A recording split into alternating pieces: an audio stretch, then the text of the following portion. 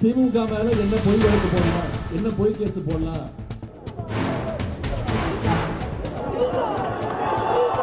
எங்க தண்ணி வருதோ இல்லையோ அங்க தண்ணி வரணும். காவிரி சொன்னேன். తమిళనాడు రాజకీయం ప్రస్తుతం కావేరీ జలాల చుట్టూ తిరుగుతోంది. ఈ విషయంలో సీఎం విజయ్ ని ఇరుకున పెట్టేందుకు ప్రతిపక్ష డీఎంకే గట్టిగానే ట్రై చేస్తోంది.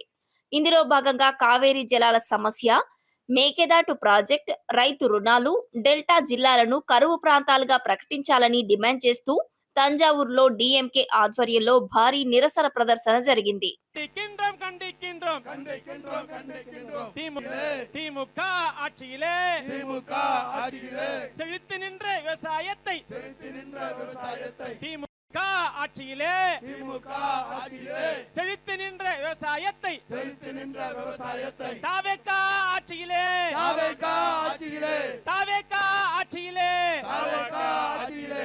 ఈ సభకి డీఎంకే నేత తమిళనాడు అసెంబ్లీ ప్రతిపక్ష నాయకుడు ఉదయనిధి స్టాలిన్ నాయకత్వం వహించారు.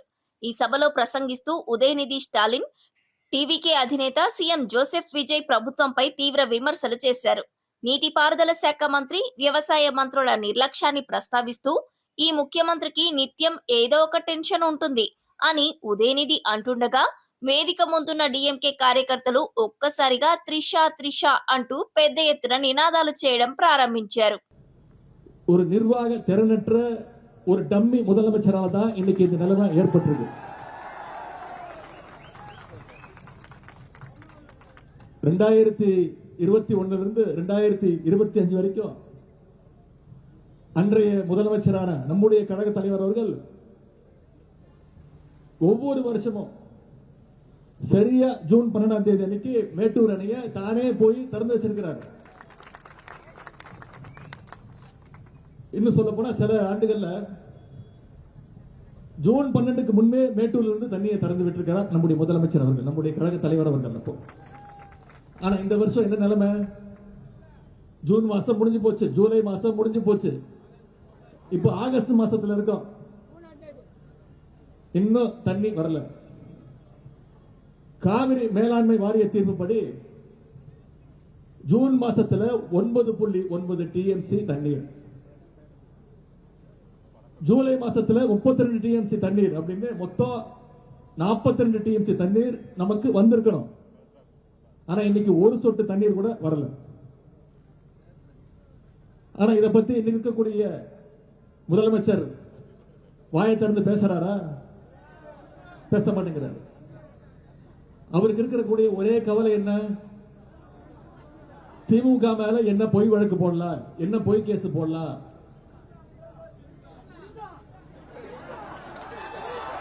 எங்க தண்ணி வருதோ இல்ல அங்க தண்ணி வரணும். காவிரி சொன்ன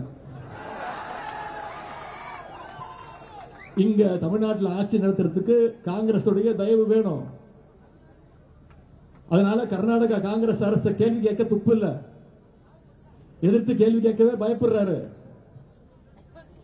அதே மாதிரி ஒன்றிய அரசை பகைச்சுக்கிட்டா பிரச்சனை வந்துடும்.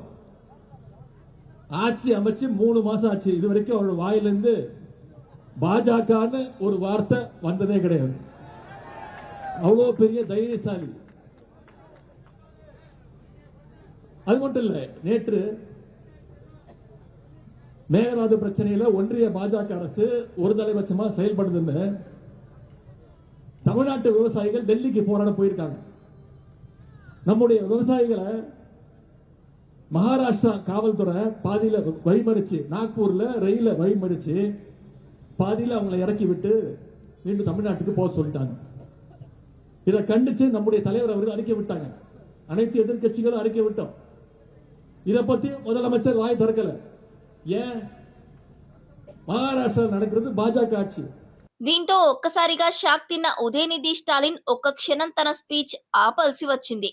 కానీ వెంటనే ముందు కావేరీ సమస్య గురించి మాట్లాడదాం అంటూ ఉదయనిధి కామెంట్ చేశారు.